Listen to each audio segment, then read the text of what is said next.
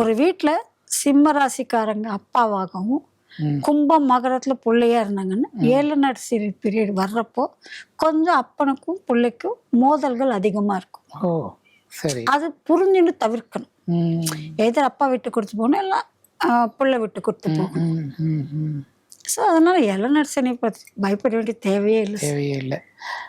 அது மாதிரி திருநள்ளாருக்கு போயிட்டு சனி பகவானை பார்த்துட்டு வராங்க, அது பண்ணக்கூடாது.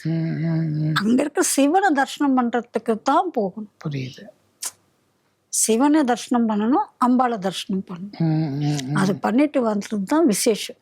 அங்க போய் நிறைய எண்ணெய் வச்சுண்டு அந்த நலன் தீர்த்தத்துல குளிச்சுண்டு அதெல்லாம் தேவையே கிடையாது.